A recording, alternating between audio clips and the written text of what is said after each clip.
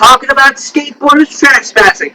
But oh no, we're on this now. We're still talking about them skateboarders who trespass on private property, whose parents don't even know it. See, the thing about it is, you trespass on private property, you're on the owner's property. The owner will confiscate the skateboard. But the thing is, you can't fight them. You can't fight for it back. You just gotta sit there and say, okay, I'll have my parents come pick it up.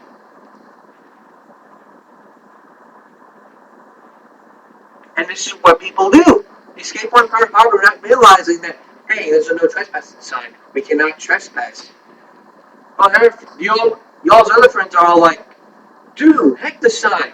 Let's go skateboard.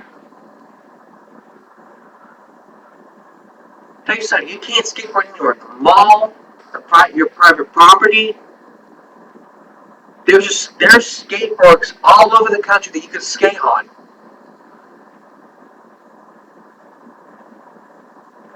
I have no idea why in the hell would you just sit there and say, hey, let's go skate on my neighbor's property. Tell you something, you skateboard on my property, here's what I would do. I would just take your skateboard, put it in the garage, and say, have your parents come pick it up. You try so hard, that's easy. Here's what I would do. First morning, I'll get them warning. Second time, I would just confiscate their board. Have the parents come pick it up. Third time, I'm going to just confiscate it. I'll just phone the police saying that this person's skating on my property. Going blah, blah, blah. I would have them sit down right there and give them a full lesson about why people should not be trespassing to skate on someone else's property. If you have a no trespassing sign, then that's showing people, oh, if I trespass, I'm going to jail.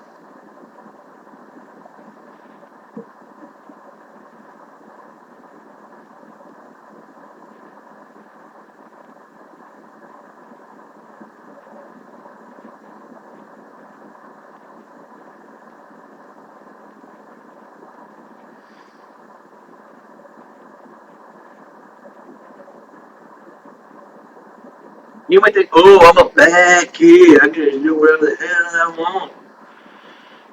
You might think you're a bad kid, but you're bad kids, but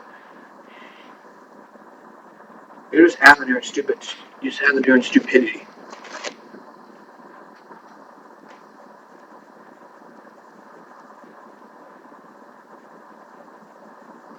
It's all.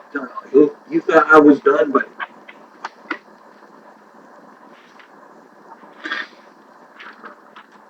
I'm still not done. We got plenty more skateboarders trespassing to go. There's a bunch of videos on YouTube that explain this stuff.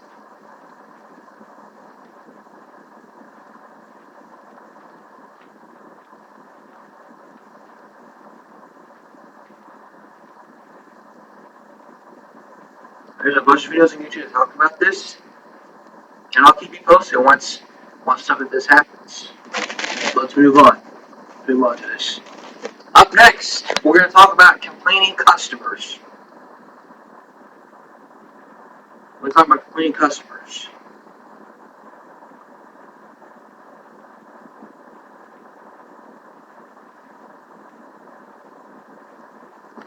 Y'all stay right here. When we come back, we're talking about complaining customers.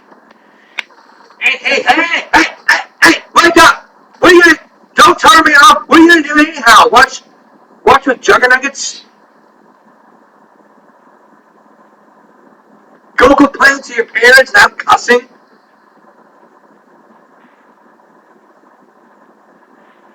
Anyway, complaining customers. Speaking of complaining, we're talking about complaining customers. I really mean customers who complain to the manager like, this dude should be 99 cents.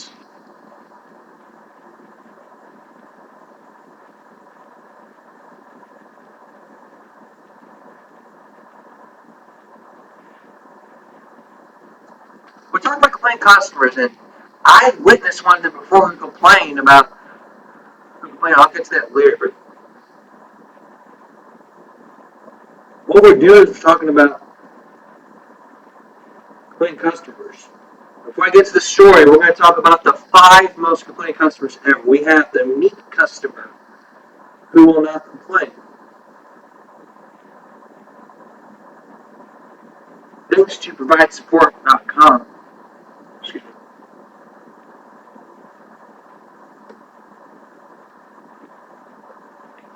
Thanks to the people at providesupport.com, we're looking at the 5 types of complaining customers.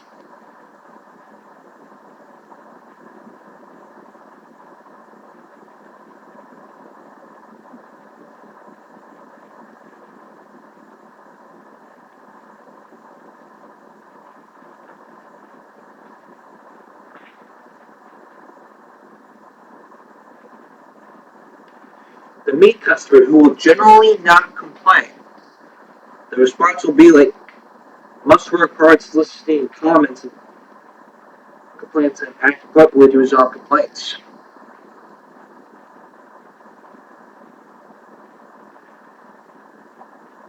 Actually, I'm going to read the types of customers. I'm going to read the response. I'm just going to read the types of customers. Number 2, here's the aggressive customer who weakly complains often loudly at length.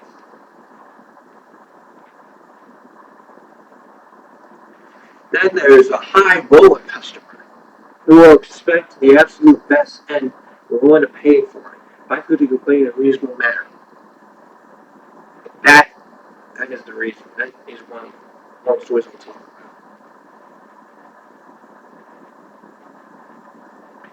Next, there is the ripoff customer. We dealt with ripoffs before, give me a break, but this is way different. So listen to this. So I want you to listen and pay attention because this could be you. The goal is not to get the complaint satisfied, but rather to win by getting something the customer is not entitled to receive. A constant or attempted not good enough response to efforts to satisfy this customer. Then there's the chronic customer. Now, once again, y'all need to pay attention to this because I'm not going to find anyone. I'm not going to find any customers who have dealt with who are on these 5. The chronic customer is never satisfied. There's always something wrong. The customer's mission is to whine. Like y'all, I'm not going to go there.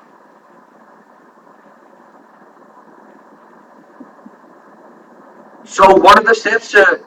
So what is the spot to resolve the customer complaints? Well, here are these 8 steps, and y'all need to. And this is a must listen to. So get the earplugs out of your ears. Sit down, get off your phone, and pay attention because the next time I see customers complaining, I will say, give me a break. Number 1, provide customers with the opportunity to complain. Number 2, give the customer your full and undivided attention. Number 3, listen carefully without interrupting. Number 4, apologize and show empathy. I can't pronounce that. Number 5, admit the problem, never argue or disagree. Number 6, you must ask the key question, what else?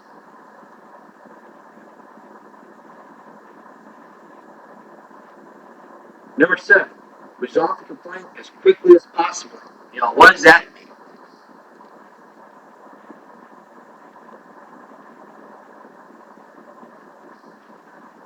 That is a good question.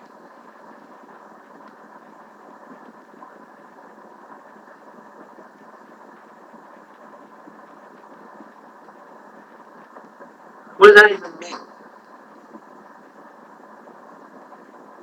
A customer complaint resolution process, a formal procedure to log, investigate, and resolve any customer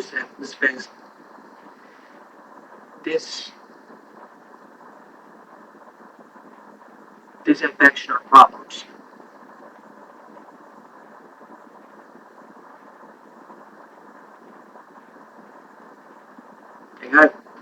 computer. And there's also these 4 easy steps.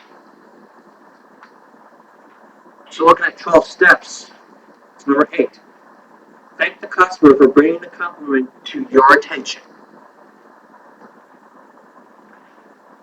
So when you spot these complaining customers, think of the force. Think of these 8 steps, and say to yourself, "Gosh, that could have been me right there." Think to yourself, "Man, I hate complaining customers." Look at these steps. Just the first where you go to these steps, look at these types of customers. Like, look at these types of customers that complain. See if you can spot one. And don't be saying, and just,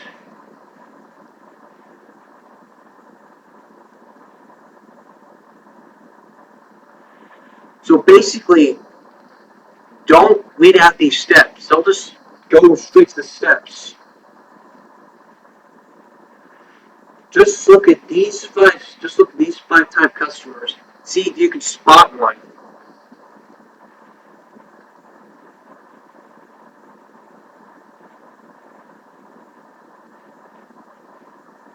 And then follow these 8 steps to see if you can find your customer complaint. Now on to the last 4. Thanks to RetailDoc.com, we have provided 12 steps for you to make sure that you know that how you can spot a complaining customer. Number 1, you need to listen. Don't just be like this on your phone, acting like you look at the customer like you don't care. Like, hey, I love my friends, and then you're like sitting there quietly. I'll take care of it later. No, get the plugs out of your ears. Walk up and say, just walk up nicely and say, "Excuse me, is there a problem?" That's all you gotta do. Let the customer voice the complaint without interruption. They can just take a second guess. Customer service, Greg, and try to cut them off before they finish their story. Use this time to to identify what it is they're really upset about. Remember, don't take it personally. It's not about you. It's about the customer. Number 2, you have to acknowledge. Say that you understand that you're sorry for the situation and want your attention and understanding. You won't lose your dignity or concede to being on by making the customer feel that you understand the frustration. Remember, what you are saying what you understand. You're not saying you agree. You're not saying you agree or give them the moon. They will also be receptive to your solution. But the problem is, I want a discount on pizza, and then the solution is, I think the solution would be like, I'm not going to go there. Solve. Offer the customer a real solution and tell them what you can do for them. Do not dwell on what you can't do. You might begin by asking what they would like to do. It may actually require very little. Someone to hear, "I want money back," or "I want to exchange this." Solve the complaint in a smart whenever possible. You plan to deal with it later. Tell them exactly what you plan. Make sure you follow up and do it. Don't be breaking promises.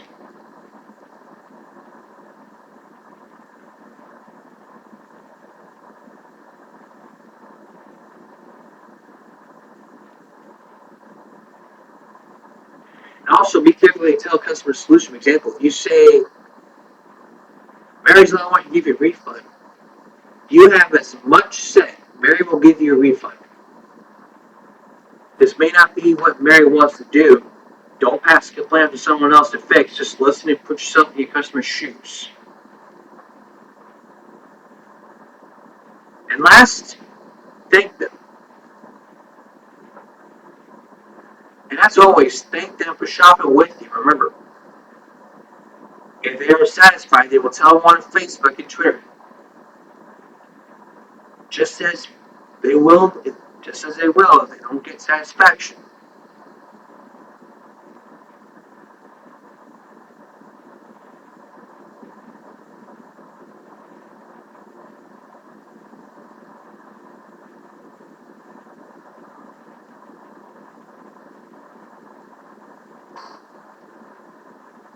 That's basically all we're talking about, but still, I told you this. I'm not done talking about skateboarders who trespass. There's a bunch of crap on YouTube that will explain, explain like, explain people, explain them trespassing private property, and they fight for their skateboard by like saying, "Hey, give me back my skateboard." We're looking at that tomorrow. Also, we're going to look at, also from the same website, weedstilldoc.com, we're looking at the, we're still looking at customers, we're still looking at, we're going to look at angry customers.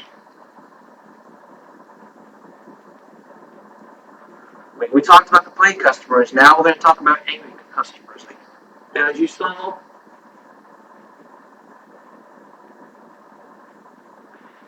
step number 2, the aggressive customer. We're going to talk about the customers who are angry with them, like say, like we're going to talk about, okay, start over. We're going to talk about the aggressive customer. And by that I mean the angry customer.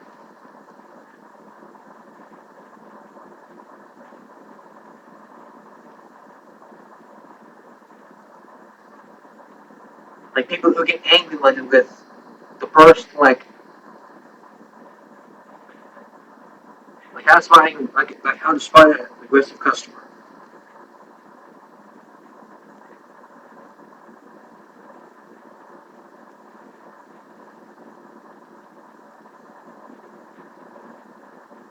So look for those topics tomorrow and give me a break. And I'll do it for us. I'll do it for us on Thursday afternoon. Stay safe out there. See you out. Give the cops a thumbs up. I'll see you tomorrow for the next 2 topics.